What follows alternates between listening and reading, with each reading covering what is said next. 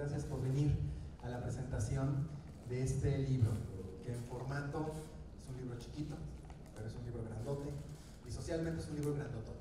Es un libro, además, es un libro semilla, que es un libro que ha permitido conglomerar, que ha permitido lanzar, arrancar, iniciar, detonar debates, reflexiones, movilización ciudadana en este México que tanto lo necesita hoy, que tanto necesita de esa articulación civil para encontrar soluciones, encontrar vías, ¿verdad? Tantas cosas que nos podrían gustar o podríamos querer de un modo diferente. Soy Juan Carlos Ortega Prado, soy editor de Grijalbo Actualidad, editor de Debate y editor, por tanto, de este libro que nos ha dado muchas alegrías y que se ha convertido en uno de los libros más importantes en Penguin Random House este año. Por eso, porque ha logrado algo que todo editor y que toda editorial desean, que sean libros que signifiquen cosas y que muevan a los lectores, que traigan de verdad vías, soluciones, reflexiones, debate y que hagan de este México algo aún más grande, más ciudadano. Lo que diga tu dedito, un manifiesto ciudadano que tiene la inmensa virtud de ser un libro mesurado en tiempos de polémica, un libro razonado, inteligente en tiempos de gritos, un libro que aporta en tiempos de descalificaciones. Muchísimas gracias a los autores de verdad por habernos dado este libro, que como les digo nos tiene y nos hace sentir honradísimos. Y sin más, me gustaría darles la palabra. Les recuerdo que aquí afuera está la venta de libros, por si quieren comprar para las fiestas que se vienen, unos 10, 20 ejemplares, los que gusten. Tendremos solo 50 minutos, la FIL es muy estricta en esto, entonces pues los autores hablarán unos 20 minutos cada quien, charlarán ahí y al final tendremos unos pocos minutos para preguntas. Después de eso, si alguien quiere firma de su libro, vamos a bajar al stand principal de Penguin Random House, ahí se harán las firmas. Entonces, sin más, Paco, me encantaría darte la palabra. Muchas gracias. Hay dos palabras que siempre utiliza el presidente de la República en sus mañaneras, por lo general para arroparse con ellas. Una es democracia y la otra es liberal. Él es el demócrata, los demás son punto menos que fifís salidos así de las cloacas, totalitarios, racistas, clasistas, fascistas y todo lo que exista. Y la otra es liberal, él es el liberal y los demás son fifís, conservadores, reaccionarios. Todo estaría muy bien de no ser porque la democracia liberal es exactamente lo que este hombre se ha empeñado en destruir. Lo que está en juego en la elección del próximo año es la democracia liberal. Enrique Krause la describió en alguna ocasión como la democracia sin adjetivos. No, tiene un adjetivo. La democracia liberal, la democracia auténtica, la democracia de las democracias que nosotros vemos en el mundo y que consideramos las democracias. La palabra democracia la utilizan mucho los demagogos en su sentido etimológico para decir el gobierno del pueblo, y el pueblo vaya uno a saber qué es eso, ¿no? Más aún te dicen el pueblo es uno, la élite, los malos, los fifís son otros. Háganse de cuenta que la palabra democracia es como una lata con una etiqueta que dice democracia y ahí le pueden echar cualquier cosa y cualquiera les puede vender eso como si fuese democracia. Nada más les recuerdo que la Alemania comunista era la República Democrática Alemana, que la tiranía aquella que tuvo sometido al Congo por mucho tiempo era la República Democrática del Congo, y que por supuesto el régimen unipersonal de Corea del Norte se llama la República Democrática de Corea. La democracia liberal, ¿en qué consiste? Consiste en que nadie tenga todo el poder y nadie tenga el poder todo el tiempo. Es un sistema, como decía Montesquieu, de frenos y contrapesos, los famosos checks and balances que decían los founding fathers de los gringos. Es decir, el poder tiene límites, esos límites se los pone otro poder que tiene el mismo poder que ellos. Y es una especie, ustedes no sé si se acuerdan de esa película del bueno, el malo y el feo, que al final hay un duelo en un círculo, en un cementerio, y los tres están con cara de, ay, güey, a ver quién es el que dispara primero. Bueno, evidentemente no se trata de que uno poder mate al otro, pero todos ellos se van vigilando unos a otros para que ninguno se sobrepase. Este libro, que gracias a Max Kaiser me invitó a colaborar con él en su elaboración, es exactamente lo contrario al régimen unipersonal. Le pusimos lo que diga tu dedito en contraparte a lo que dice el presidente, que las cosas se hacen lo que diga mi dedito. Para la enorme mayoría de los electores de este país, la presidencia imperial es algo que se encuentra en los libros de historia, que le platican los papás o que le platican los abuelitos. Para quienes lo vivimos les puedo decir, nunca un régimen que dependa de un cuate que diga las cosas se hacen lo que diga mi dedito y todos los demás poderes se genuflexan, siempre termina en tragedia. Y yo les diría una advertencia más. Cuando un gobernante les empieza a elogiar la pobreza, la miseria, como si fuera una virtud, o cuando empieza a condecorar dictadores y a salvar dictadores y a llevarse con dictadores, charros, porque eso es lo que tiene en mente para ustedes. ¿O no crees eso, mi querido Max? Sí, absolutamente. Esta oportunidad de... ¿Está prendido? Listo.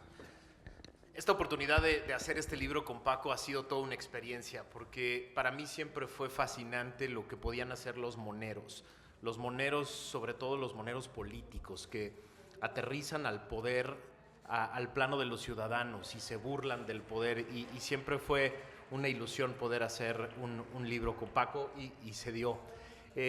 Paco y yo hemos platicado a lo largo del día y desde que surgió el libro que una de las cosas que queríamos rescatar es el valor de la democracia liberal. Y la democracia liberal no tiene chiste, no tiene ningún sentido si los ciudadanos creen que ya todo está definido desde el poder. Y ese es un sentimiento que se tiene hoy. Hay muchísimas personas que hoy creen que el 24 está definido, que el poder ya lo definió, que ya no hay nada que hacer, que hay muy poco que hacer. Y nos lo repiten todos los días, de una y de otra manera nos repiten todos los días que ya no hay esperanza. Si Paco y yo creyéramos que no la hay, si Paco y yo creyéramos que la ciudadanía ya no cuenta, que ya todo lo definió el poder, no hubiéramos hecho este libro. Hicimos este libro justo porque pensamos que ustedes, que los ciudadanos, son los que definen cómo se elige, a quién se elige, cómo se legisla, cómo se controla y contiene el poder. Esa es la idea de este libro. Ahí les van unos numeritos, a ver qué les parece. En el 2018 votaron por el actual gobierno 30 millones de personas. Si una de cada 5 de esos 30 millones de personas ya decidió que no va a volver a votar por esa misma opción, solo una de cada 5, quiere decir que este gobierno tiene un techo de 25 millones de personas. El año que entra seremos 97 millones de personas en la lista nominal, con credencial de elector listos para votar. En las últimas 5 elecciones presidenciales en este país, el promedio de votación es del 63%.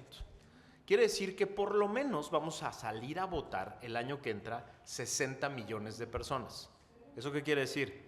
Si López Obrador y Morena solo tienen 25 millones de votos como techo, hay 35 millones de votos libres.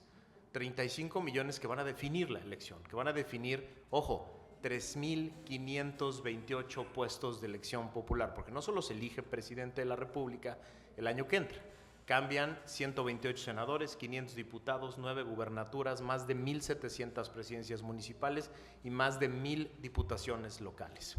¿Quién las van a definir? 60 millones de personas, no una, no un grupo, 60 millones de personas. Y entonces la democracia tiene chiste, entonces tiene sentido ser ciudadano, entonces tiene sentido aprender a ser ciudadano. Déjenme hacer algo que yo pensé que no se debería de hacer en una presentación de un libro, que es leer las últimas 5 cosas que decimos sobre qué es ser un ciudadano. los que ya tuvieron la oportunidad de hojear el libro podrán ver que los conceptos están primero definidos en genérico, pero luego 5 cosas de cómo se ven hoy y 5 ideas, 5 propuestas de cómo se deberían de ver.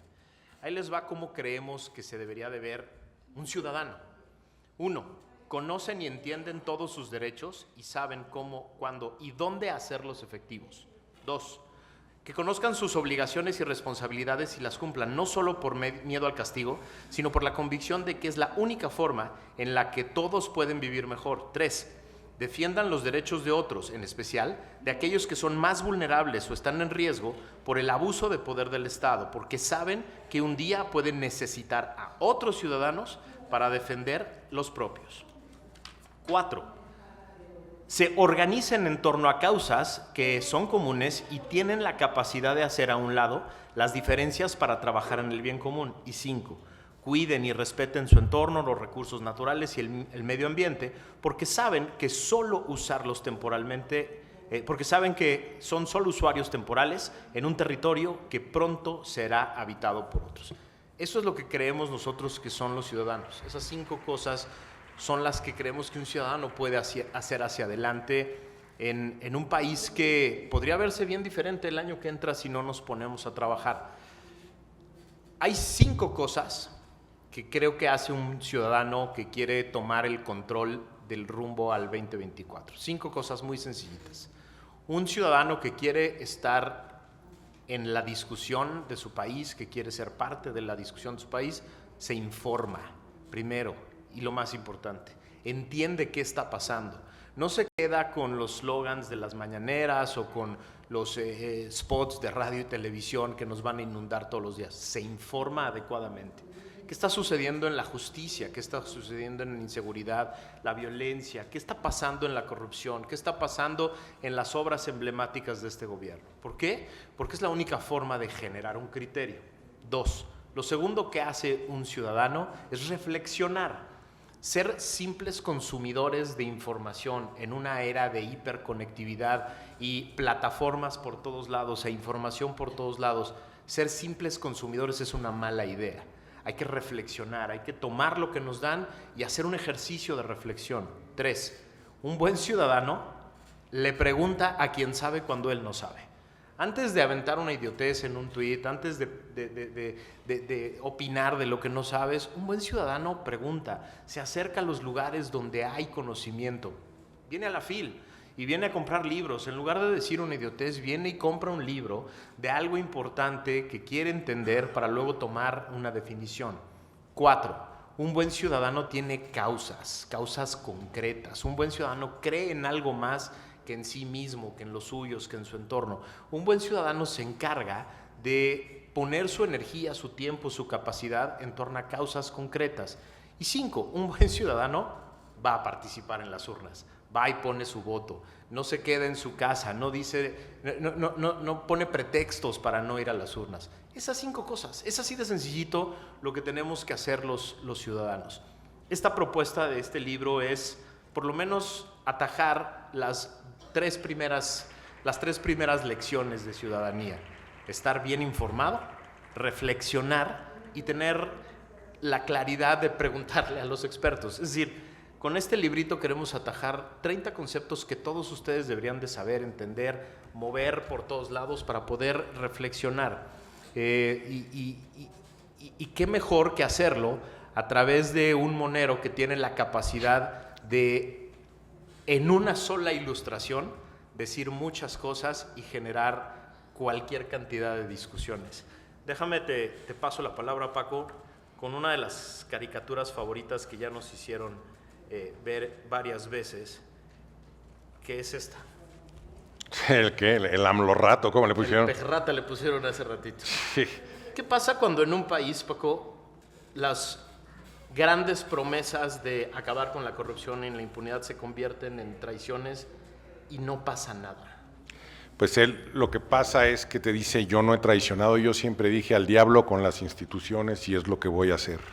Y le dicen: oye, pero esas instituciones imperfectas y perfectibles, como puede ser toda democracia, las hicimos precisamente para acabar con la corrupción. Y te dicen: no, Yo tengo otros datos y te puedo decir que todas esas es un nido de corrupción. La corrupción se combate porque yo soy honesto. Y entonces, si yo soy honesto, los míos van a ser honestos. Y tú le dices, oye, ¿y qué pasó con Pío? ¿Y qué pasó con Bejarano? ¿Y qué pasó con Ponce? ¿Y con Eva Cadena? ¿Y con la prima? ¿Con la casa de Houston? Ah, es que tú eres un fifí y tú eres nuestros adversarios y a ti, si no lo eres, te han lavado el cerebro. Entonces dices, perdóname, me estás dorando la píldora.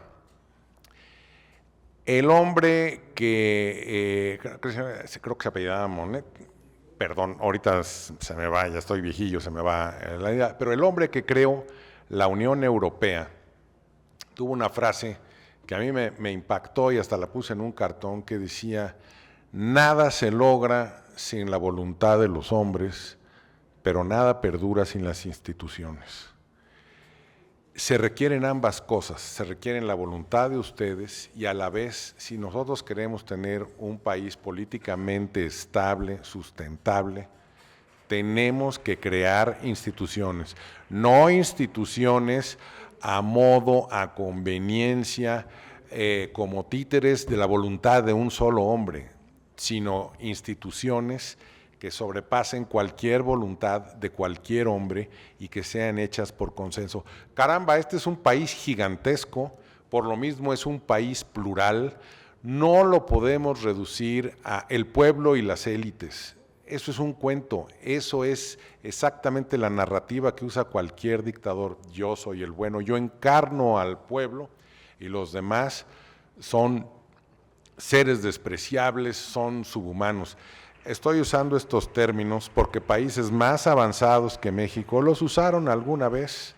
No sé si ustedes recuerdan el término Ein Reich, ein Volk, ein Führer, y los demás son Untermenschen.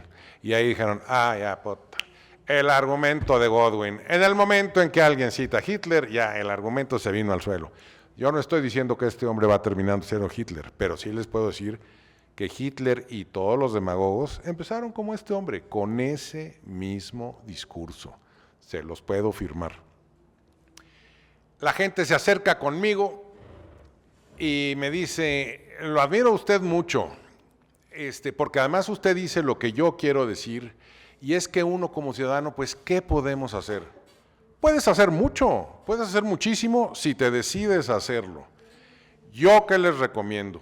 Saquen ahorita de su cartera su credencial de lector y vean si está vigente, si va a estar vigente para el 24. Si no está vigente, inmediatamente hagan una cita en su módulo del INE. Si no está actualizada, si tienen un domicilio anterior y no el que tienen ahorita, saquen su cita en el INE y saquen, que no pase esta semana o la que viene, sin que tengan su cita y su nueva credencial de lector. El día de las elecciones no es día de vacaciones, quédense en casa a votar en la casilla que les corresponde. Se los digo por experiencia, yo he sido funcionario de casilla, ¿qué les gusta? Casi todas las elecciones que me ha tocado desde que llegué a la mayoría de edad. Los que piensan, puedo ir a votar en una casilla especial, se equivocan. A los 15 minutos que se abre esa casilla ya se agotaron las boletas. Se quedan en casa, no son vacaciones, es el día de tu deber ciudadano. 4. Si el INE les dice, oye, te escogimos para ser funcionario de casilla, no digan, qué pena, pero fíjate que no, que tómenlo. 1, es muy educativo, 2, es muy divertido y 3, es la mejor forma que ustedes se aseguren que al menos en su casilla no va a haber fraude. Porque ustedes van a estar ojo avisor si alguien quiere meter boletas de más, si alguno de los otros ciudadanos que están como funcionarios de casilla quiere hacer de chivo los tamales o quiere meter una triquiñuela, en ese instante lo paran. Y como las elecciones todavía las organizamos los ciudadanos, siempre estamos un poquito a la expectativa, no vaya a ser el otro alguna triquiñuela y el otro está igual y entonces la casilla se mantiene limpia. Y si pueden ustedes invitar a 5 personas a votar, 5 personas que estén indecisas, bueno, se ganan ustedes el cielo. Aparte, y aquí viene el anuncio, si encima compran este librito y se suscribe en un periódico, bueno, ¿qué les puedo decir? Yo les viviré eternamente agradecido. Lo último del periódico, sí se los quiero decir, estamos en una época en donde hay una infodemia. Es un fenómeno mundial, los periódicos están perdiendo lectores porque todo mundo cree que con estas X y Twitter y lo que sea, se van a informar adecuadamente y no es cierto, Se requieren estudios, se requiere un cierto código de ética, se requiere un fuerte profesionalismo para ser periodista, y eso todavía se encuentra en los periódicos. Parte importantísima de toda democracia que realmente lo sea es prensa libre. Pero es que echan mucha caca y son manipuladores y todos están por la oligarquía y bla, bla, bla, y dicen mentiras. Habrá quien lo haga. Les doy la cita de Winston Churchill que decía, sí hay muy mala prensa, dice, pero la prensa mala es el precio que pagan las democracias por la prensa libre. Ayuden a la prensa libre. Ayúdense a sí mismos a estar bien informados. El periódico que ustedes elijan, el periódico que vaya más afín a sus convicciones, pero infórmense bien, confíen en los profesionales. Ustedes serán los mejores jueces de qué periodista les está haciendo de chivo los tamales y dando a tole con el dedo y qué periodista los está informando. Pero es vital que nosotros nos formemos como ciudadanos. ¿Qué más les puedo decir? Nosotros vemos las democracias de otros países, he de decirles que en estos momentos todas están emproblemadas y todas siempre han sido emproblemadas porque las democracias, como les digo, nunca son perfectas, son perfectibles. Pero hay algunas democracias que las vemos con enorme envidia y pensamos, es que tienen buenos gobiernos. Es que son países del primer mundo, es que son más educados. No, es que son mejores ciudadanos, son ciudadanos que no se conforman con quedarse en su cómoda bulia, en su ínsula barataria, en su casita muy cómodos, sino que dicen, ¿sabes qué? Salgo a la calle, me tomo el esfuerzo, es una friega, pero lo hago y yo elijo ser un buen ciudadano. Ese buen ciudadano, con solo su ejemplo, fomenta buenos ciudadanos y de eso se trata eso. Un último consejo, porque luego veo que luego mis fans ya también son así de la tercera edad. Cuando ustedes chequen su credencial de lector, llamen a sus hijos o a sus nietos, ¿ya tienes tu credencial de lector? No, es que yo no creo en eso porque pues, no es mi onda. No. Si vas a creer eso, a ver a dónde te vas a vivir, porque en esta casa tu abulia no va a hacer que tengamos un gobierno que merme mis ingresos, que merme mis libertades y las tuyas. Y muchos papás dicen, no, pero yo no le puedo decir eso porque no es así, se me va de la casa. Maestro, si no le puedes decir algo a tus hijos, ¿cómo esperas tú reclamarle algo a los políticos? Si tú tienes alguna influencia en tu casa, es con tus hijos. Y esta batalla por la que está peleando este librito, nosotros ya somos de la pelea pasada, la mayoría que veo en este auditorio, pero esta batalla es por sus hijos y por sus nietos. Una vez que los países caen en el tobogán del autoritarismo, es muy difícil salir de él. Vean, por ejemplo, Argentina. Argentina ahorita acaba de dar un salto al vacío. ¿Por qué? Porque era la única forma desesperada de salir de la cloaca del peronismo que llevan más de medio siglo caídos en ella. Y cuando eso sucede, ya las cosas no se hacen racionalmente, se hacen por desesperación. Llega cualquier rock and rollero, les habla a gritos, habla con el perro muerto, y los otros dicen, sí, yo lo quiero de presidente, porque esa cosa es mejor de lo que tengo. ¡Ay, güey! Bueno, esa sería mi participación. No sé si Max quiere agregar algo. Sí, quiero platicar algunas de las historias de este libro que son muy padres. Primero, el título, fue lo último que hicimos. Se iba a llamar Otros Datos, pero nos ganaron el título. Y estuvimos buscando y cómo y dónde, y Paco hizo ahí algunas ilustraciones muy padres sobre otras formas de entenderlo, y de pronto el presidente nos regaló el título, tal cual. En una de estas mañaneras aburridísimas que dio, de pronto rescatamos cuando dice: los partidos y los políticos de antes, los que no son de Morena, creen que pueden regresar al poder. Y dijo: lo que diga mi dedito. Y dije: ah, cabrón, o sea, él ya definió la elección, ya dijo lo que diga mi dedito. Y de repente a Paco se le ocurrió: lo que diga tu dedito. Y esa digamos, es la esencia de este libro. No es convencerlos de una u otra opción política, es convencerlos de la democracia liberal. Y esa es otra anécdota muy padre. Mientras íbamos diseñando el libro y mientras íbamos platicando e iban saliendo las diferentes ilustraciones, de pronto se nos ocurrió que hacía falta una introducción. Porque dijimos: oye, ¿cómo llegamos hasta aquí? Ah, pues sí, ¿verdad? No llegamos así de la nada. O sea, no tenemos a este señor de presidente solo porque sí. Pasaron muchas cosas antes.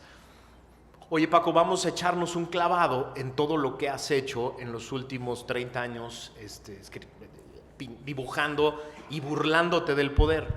Y nos dimos cuenta ese día, en una mañana en su estudio, haciendo minería de todas sus caricaturas, que Paco y yo, él más que yo, pero llevamos varias décadas, yo 2, tú 3, criticando al poder, observando al poder, estudiando al poder, tratando de ver cómo le hacemos para mejorar. Y eso fue muy padre, porque una de las cosas que nos dicen seguido a Paco y a mí en las redes es: ¿dónde estabas cuando? Pues también criticando al poder. Las caricaturas, las de Fox son brutales, ¿no? Las que fuimos encontrando, las de Calderón son también durísimas, las de Peña son durísimas.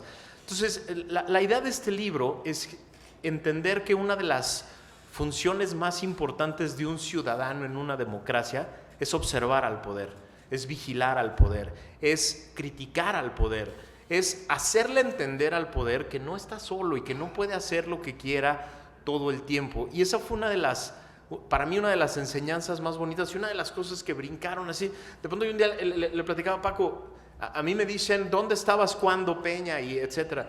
Pues a mí me tocó estar en todo este movimiento de la creación del Sistema Nacional Anticorrupción, y no en porque este ya es otro modelo, pero en mi teléfono hubo Pegasus. A mí el gobierno de Peña trató de espiarme porque yo era parte del movimiento que generó la ley 3 de 3, el Sistema Nacional Anticorrupción, que hoy está en desuso, pero ahí sigue vivo, no se preocupen, ahí sigue vivo y puede volver a utilizarse. Y entonces nos dimos cuenta que hay una convicción real en ambos de convencerlos a ustedes de que una buena democracia es aquella en la que los ciudadanos no se casan con ningún partido, no se casan con ninguna persona, no se casan con ninguna opción política y son observantes de todos y exigentes con todos. Esa es una de las grandes convicciones que surgen de este librito, y tiene la idea de invitarlos a ustedes a dar la batalla. Viene una batalla bien interesante. Como les decía al principio, son 3.528 puestos de elección popular. Se definen un chorro de cosas en esos puestos. Hay un dato que me parece brutal. Soy abogado y estoy aventando números como si supiera, pero esos 3.528 personas son el 0.002% de la población. Y hay mexicanos que están dispuestos a dejarles a esos 0.002% de los ciudadanos las decisiones de todo el país. ¿Neta? ¿Estamos dispuestos a dejarle a 3,000 personas que decidan todo? Y esa es la democracia a la que nos acostumbraron durante años. Nos acostumbraron a una democracia en la que el ejercicio de la ciudadanía se da cada 3 y 6 años. Tengo que aguantarme con la sopa que me sirvieron y tengo que escoger entre el menos peor. Y no, a ver, hoy estamos a 6 meses de la elección ya. 6 meses de una elección complejísima. ¿Qué quiere decir eso? Que nos tenemos que quedar sentados en nuestra casa cuidando nuestra credencial de elector porque vamos a ejercer nuestro momentito de democracia y luego nos tenemos que esperar 3 y 6 años. No, tenemos la posibilidad de construir esas boletas que van a estar ahí. Y no solo construirla en términos de personas, tenemos la posibilidad de construir esas boletas en términos de propuestas, de proyectos, de iniciativas que van a estar ahí. Hoy decíamos en la mañana en una entrevista, hay un concepto que es de estos que todo mundo utiliza y que nadie entiende, que es el de la voluntad política. Y parecería que esto de la voluntad política es algo que te sientas a esperar un día a ver si a los políticos les nace. No les nace. Yo una vez les digo, no les nace. Pero sí se les genera, y se les genera por nuestra culpa. Ahí les doy un par de ejemplos. Hace unos cuantos meses estaba lista una reforma constitucional para destruir al Instituto Nacional Electoral. Salimos 1 millón de mexicanos a las calles de 60 ciudades y de pronto el PRI, que estaba coqueteando con la idea de igual y hacerle frente al gobierno para la reforma constitucional, vio a la ciudadanía en la calle y dijo, no, esto no es lo mío. Segundo ejemplo, el presidente dice, ¿no quieren reforma constitucional? Ahí les va una reforma legal, violando todos los parámetros constitucionales del sistema legal. ¿Qué hicimos los ciudadanos? Llenamos el Zócalo de la Ciudad de México para defender a la Suprema Corte de Justicia de la Nación. Imagínense que hace 2 años yo les hubiera platicado, un día los mexicanos van a llenar el Zócalo para defender a 8 ministros. Los mexicanos no saben quiénes son los 8 ministros. Llenamos el Zócalo. ¿Y qué pasó? Esos 8 ministros se envalentonaron. ¿Y qué pasó? Echaron abajo toda la legislación. ¿Qué quiere decir eso? ¿Esos ministros hubieran tenido esa misma voluntad política hace 1 año, hace 2? Yo creo que no. Déjenme les platico rápido otra historia. Yo estoy en este momento esperando la resolución de amparo en contra de la mañanera. Yo me amparé en contra de la mañanera y ahorita la señorita de la voz angustiada y sus jefes no pueden mencionarme en la mañanera con adjetivos porque tengo una suspensión definitiva. Tengo la primera suspensión definitiva que se da en contra de la mañanera porque el juez de amparo definió que la mañanera viola derechos humanos, que es potencialmente violatoria de derechos humanos y que además me pone a mí en riesgo frente a terceros. Lo cuento esto porque hace un par de años ese juez yo creo que no se hubiera atrevido a darme la suspensión definitiva. Todavía no tengo el amparo. Espero que vaya en el mismo sentido. Pero lo que sí es claro es que lo que sucedió en el país le generó a él la voluntad política y el valor para definir algo que él cree que es correcto. Y esa es la oportunidad que tenemos los próximos 6 meses. Tenemos la oportunidad de estar en todos los foros, redes sociales, marchas y demás, para decirle a los partidos políticos, a todos, queremos este tipo de candidatos, queremos este tipo de propuestas, queremos este tipo de país. Este librito no solo es un librito divertido, lo hicimos con una intención importante. Aquí hay 150 propuestas de futuro, es decir, no son las correctas, no son las únicas, no son la verdad absoluta, pero cada uno de los 30 conceptos tiene 5 propuestas de cómo se deben ver. ¿Para qué? Para que ustedes, cuando vayan a discutir con sus familiares o con sus amigos y demás, tengan 150 ideas de hacia dónde deben de ir los diferentes conceptos. Y pues, si te parece, abrimos el foro para que... Yo creo que sí. Por favor. Tú, el de verde, perdón, el de verde. Ya parezco yo mi maestro de química. Ahorita te pasa el micrófono.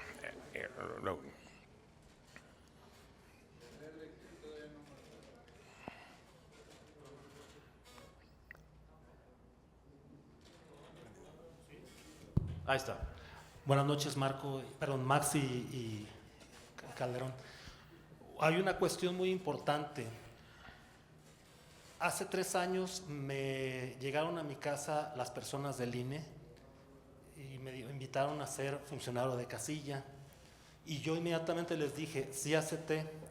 Por pura casualidad o se me ocurrió preguntarles, oye, ¿y cuántas personas llevas reclutadas o no sé cómo se dice? Y me dice, usted es el primero que me acepta ser funcionario de casilla. Si decimos que vamos a defender al INE, ciudadanos, compatriotas, si nos ofrecen ser funcionarios de casilla, aceptemos. Es una muy buena experiencia, de verdad. No nomás digamos, ay, es que yo defiendo al INE. Eso es parte importante, de veras, los invito, por favor, porque va a ser muy importante contar los votos ese día y evitar que los de Guinda hagan sus trácalas. A mí me querían hacer una y alguien que fui presidente de casilla, me dijo, no aceptes, póntete firme y haz alianzas con los otros miembros de los representantes del partido. Es todo, felicidades por su libro. Muchas gracias. Yo quiero felicitar a Max y a Paco porque es muy fácil quejarnos sin hacer nada y son unos promotores de mover a toda la ciudadanía, entonces tenemos que mover, o sea, me parece increíble que estamos en el parteaguas del México que siempre hemos conocido y el México que podríamos llegar a ser y que la gente siga siendo apática y que, como bien dices, Max, o sea, dicen, no, bueno, pero ya para qué voy a votar si ya ganaron. No han ganado, o sea, hasta que no salgamos todos a votar, nadie va a ganar, pero en nuestras manos está el futuro de este país y sí nos tenemos que mover todos contra todos, o sea, ir a votar. Ya lo que dices, no voy a convencer a los que cada quien lo que quiera votar, pero con conciencia, ¿no? Mira, perdón. Déjame le regreso a Vero el guayabazo porque no es que yo la haya traído para echar porras, pero es muy bonita la historia porque a Vero la conocí en una presentación, fue una presentación y de pronto un día me dijo, ¿cómo te ayudo? ¿Cómo les ayudo? Y cuando me di cuenta ya había organizado a un grupo de personas que apoyan lo que hago en esto y en otros lugares y ya había convocado a su grupo de amigas que tienen un club de lectura para que yo les fuera a dar una plática y de eso se trata, de que cada uno en su lugar, en su espacio, con sus amigos, con su gente, empiece a promover la activación. De eso se trata, por eso no es guayabazo nomás de regreso, es poner de ejemplo de, pues sí se puede. No se trata de resolver todos los problemas, se trata de mover a las personas que tenemos cerca. Perdón. No, y yo les diría, este libro se hizo el año pasado, a mediados del año pasado. Entonces veíamos la situación preocupante y ahorita la vemos más. Entonces no había habido corcholatas, no había habido el Saldivarazo, no había pasado a Acapulco, pero también es cierto, bueno, nosotros lo hicimos un poquito, no te quiero decir que esta es la versión moderna de un grito desesperado, pero sí lo hicimos con un sentido de urgencia y de repente hace un año, precisamente en noviembre, una manifestación ciudadana en defensa del INE, que no sé qué, y dijimos, yo tengo que salir porque tengo que hacer algo, ¿no? De perdida, yo no quedarme en casa y sentirme que dejé pasar la democracia. Y de repente veo millones de gente en la calle. Nadie de los que organizaron esto, ni los partidos, ni los que asistimos, lo esperábamos. Fue una marea enorme de ciudadanos. Y de repente te das cuenta, claro que podemos, claro que podemos. Entonces sí les digo, por un lado, un poquito como Dickens era el peor de los tiempos, es el mejor de los tiempos, sí, el régimen está cada vez más radicalizado, cada vez más frustrado. A partir de esa marcha, entre otras cosas, que tuvo que hacerse una marcha de aduladores para sentirse que él todavía las podía, esa marcha no tuvo ningún acarreado. Y por otro lado, sí hay la gente, empezando por ustedes que están en este foro, que quiere moverse, que quiere hacer algo. Y yo les garantizo que si salimos a votar, si nos comprometemos con salvar la democracia liberal, vamos a tener un mejor país, no solamente el que tenemos ahorita, del que hemos tenido antes, del que hemos tenido nunca. Sí, por favor. Bueno, está claro que la cuestión de la... Bueno, para mí está claro que yo creo que la mayoría venimos acá pues, a esta conferencia, pues es porque realmente estamos, de alguna manera ya compartimos y estamos convencidos de la urgencia, digamos, para estas próximas elecciones.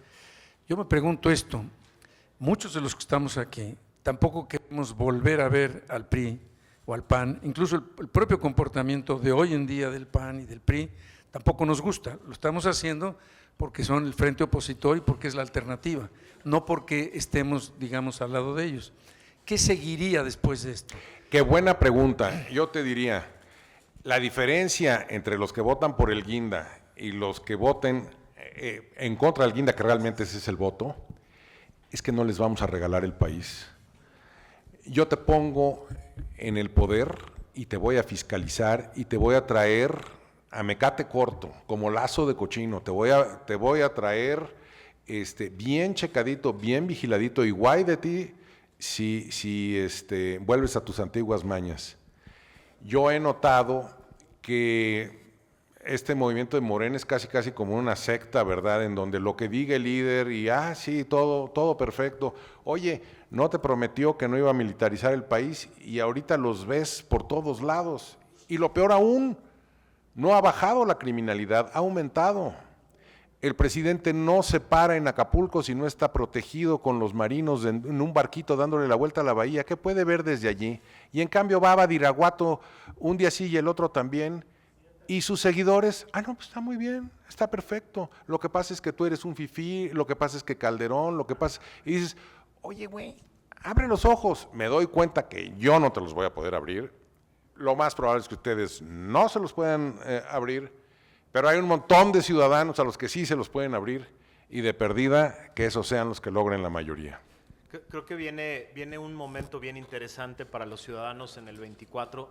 El primer domingo de junio tenemos que ir a votar. El primer lunes de junio tenemos que ser ciudadanos de verdad, porque esto lo escuché también de la clase media que votó por Morena en el 18, No es un cheque en blanco, no lo vamos a dejar solo, lo vamos a vigilar, lo vamos a fiscalizar, y nada de eso pasó. Y yo he escuchado a personas que lo dijeron públicamente, comunicadores, analistas, personas, líderes de opinión, empresarios, no es un cheque en blanco, lo vamos a fiscalizar, va a estar rodeado de personas que lo van a estar checando, y nada de eso pasó y hoy están callados.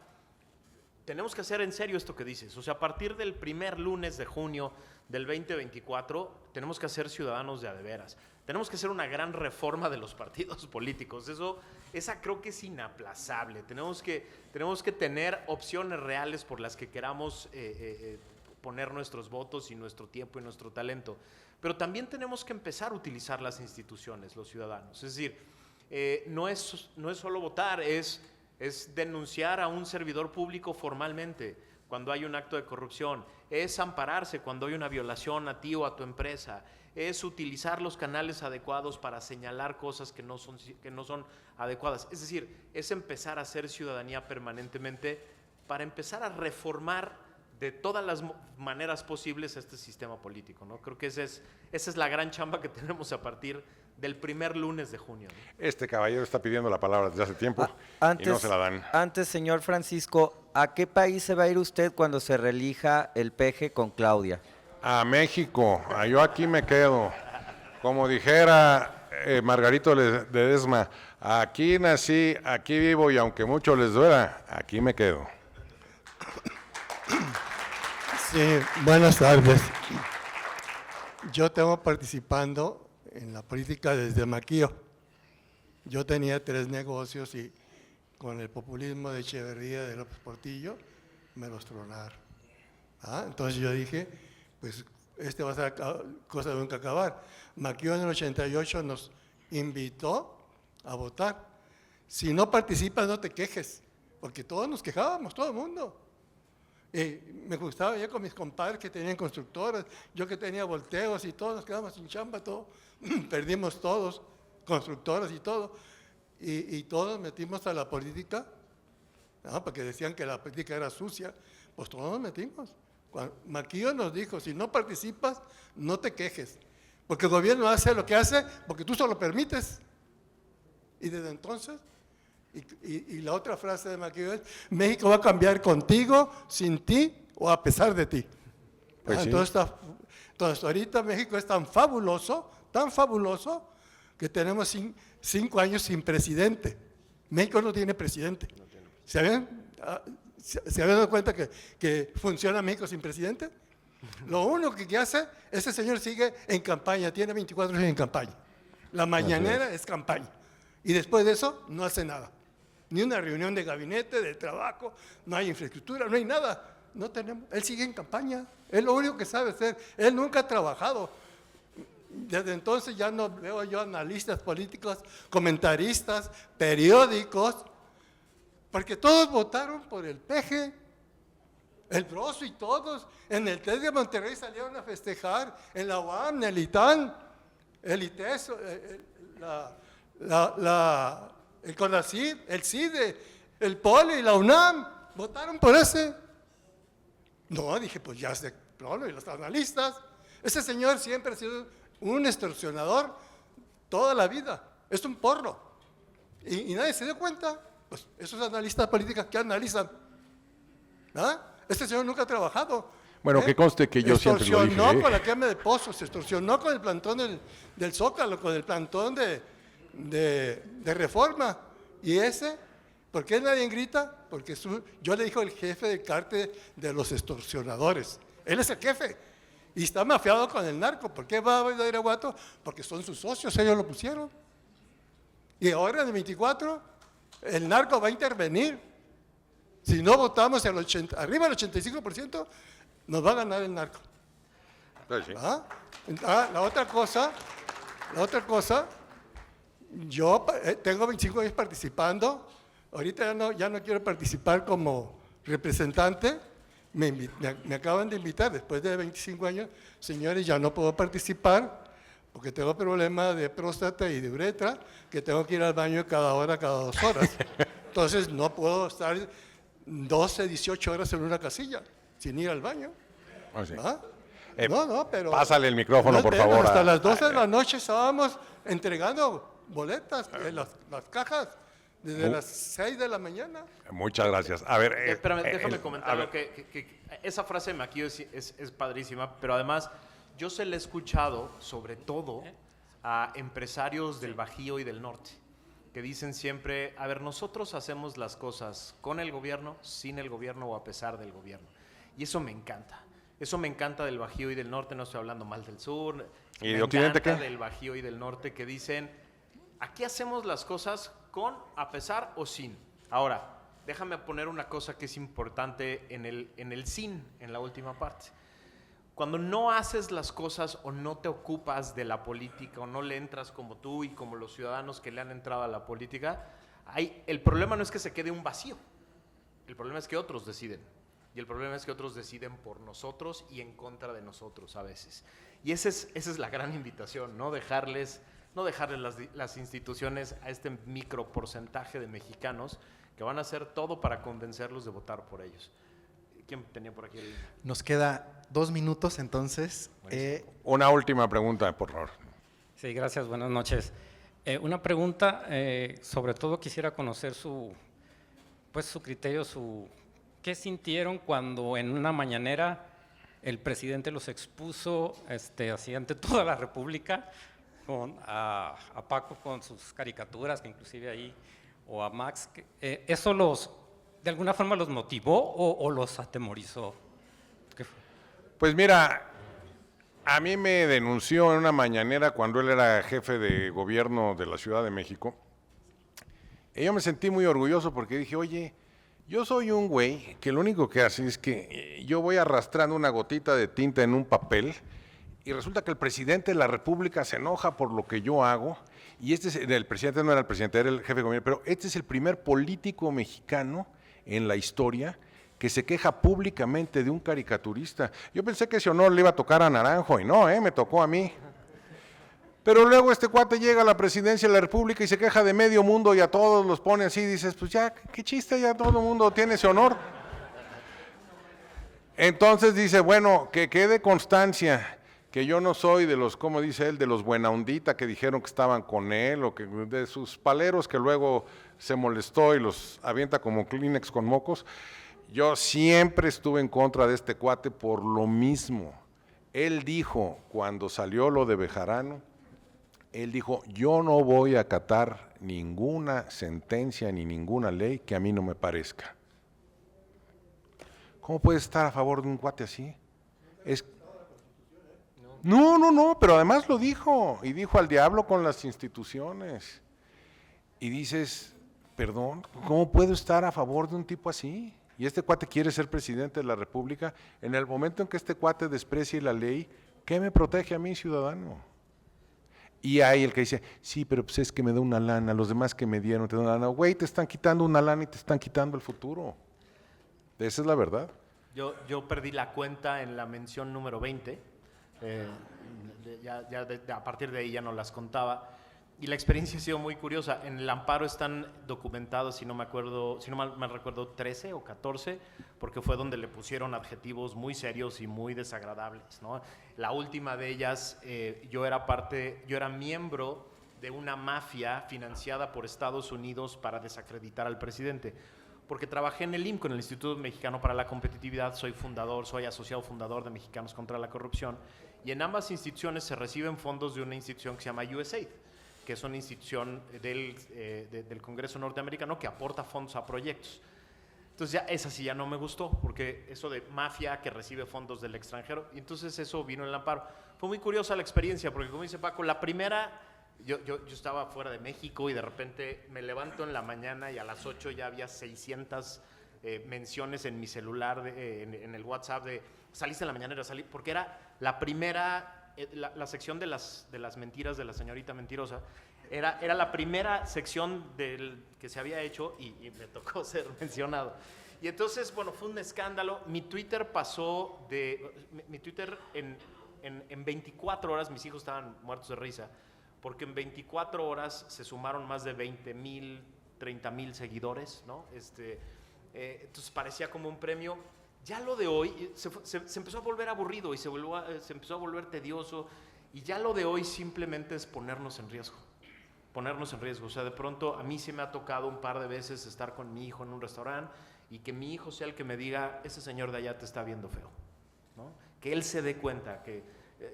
Y entonces esa parte es la que hay que frenar, y hay que frenar con un amparo, para que un juez no lo va a dejar de hacer. Es el violador de amparos más grande de la historia de este país, pues. No tengo la esperanza de que cumpla el amparo. Lo que quiero es que un juez diga en una sentencia que su mañanera viola derechos humanos y nos pone en riesgo a los comunicadores. ¿Para qué? Para que el resto de los comunicadores empiecen a hacer lo mismo y empiecen a utilizar al Poder Judicial para frenar los abusos de poder. Y bueno, pues muchísimas gracias por su asistencia.